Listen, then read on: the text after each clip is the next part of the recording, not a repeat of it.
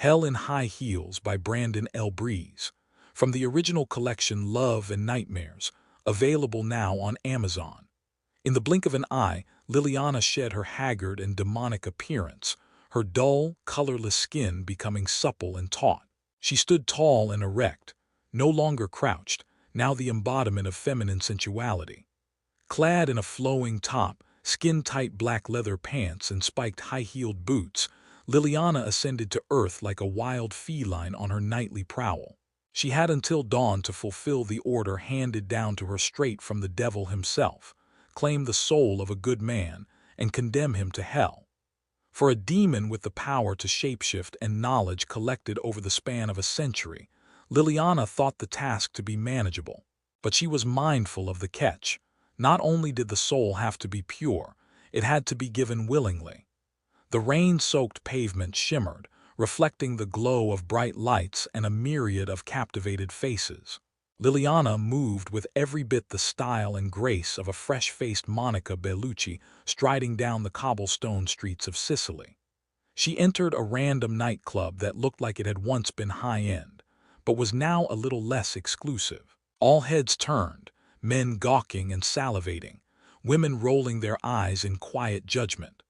Over pulsating music, Liliana ordered Rioja from a bartender with a wolf-like grin. "On the house for such a pretty lady," he said, preparing the drink.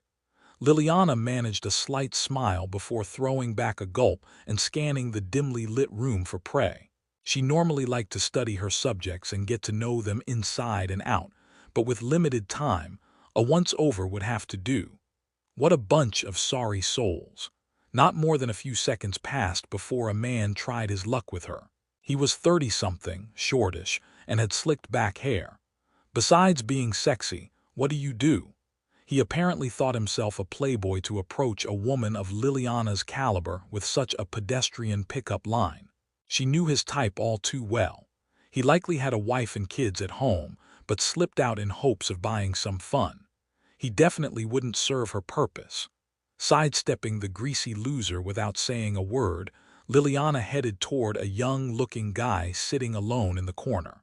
He looked like a fish out of water, turning his head from side to side and fidgeting his hands. Perhaps he was the one. Before Liliana got to him, his date sashayed out of the ladies' room. She wore sky-high stilettos, a barely their halter top, and enough makeup to make Tammy Faye jealous. A real pro. Apparently, choir boy wasn't so innocent. Liliana shook her head. A good man really was hard to find. She contemplated if there was a hospital or all-night church close by. Then she saw something that shifted the atmosphere of the room. A smartly dressed man with light, carefully groomed hair and a handsome, almost pretty face exited the men's room. Liliana positioned herself in a way that guaranteed contact between them.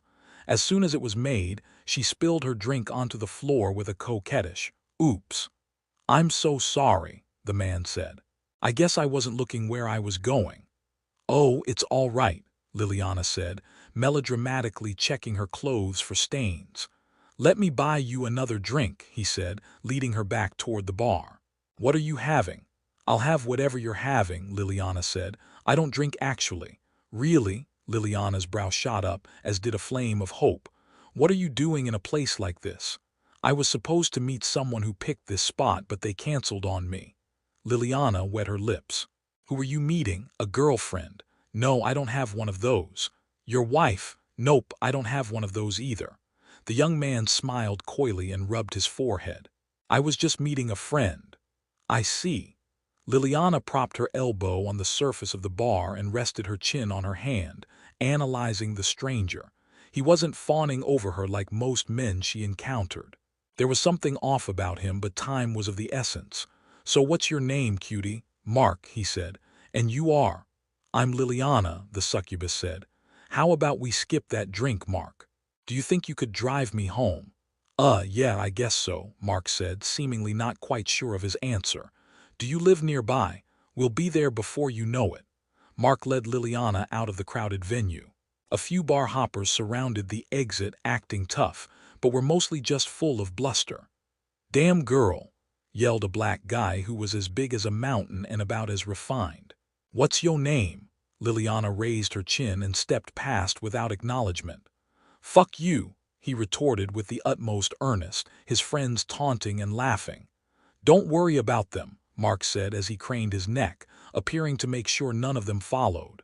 Liliana wasn't worried about those good-for-nothings in the slightest. Her concern was Mark, who had yet to even notice her purposely exposed cleavage. Still the perfect gentleman, Mark opened the passenger side door for Liliana to sink down into the bolstered seat of a sleek, cherry-red sports car. While Mark walked around to the driver's side, Liliana quickly checked her compact. She hadn't gotten an obvious reaction out of him, but she still looked amazing. It was time to up the ante. As the neon signs flashed by, Liliana made conversation, asking all the perfunctory questions and flirting like the devil. Pun intended in this case.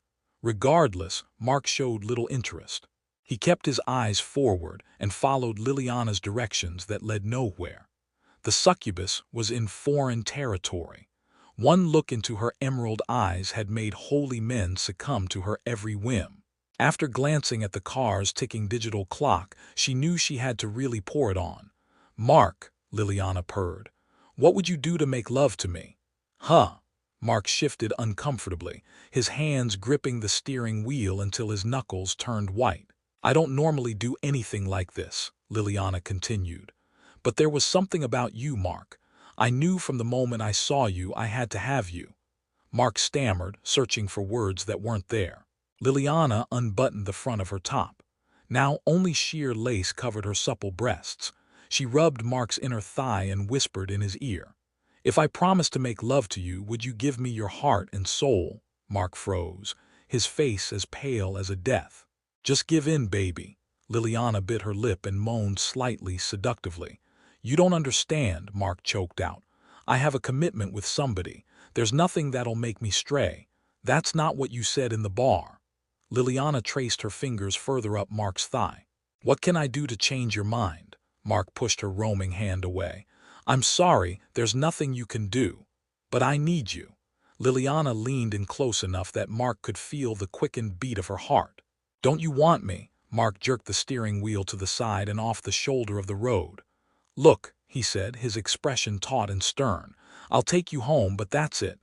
"Never mind, you idiot." Liliana exploded with rage, knowing she was beaten. She buttoned up her top and looked at the clock once more. Dawn was only minutes away. Hate radiated from Liliana as if it was tangible. Mark appeared stifled to the point of breathlessness. "Let me out of here," Liliana shouted, looking for the latch to open the door. Mark reached across her body and opened it for her.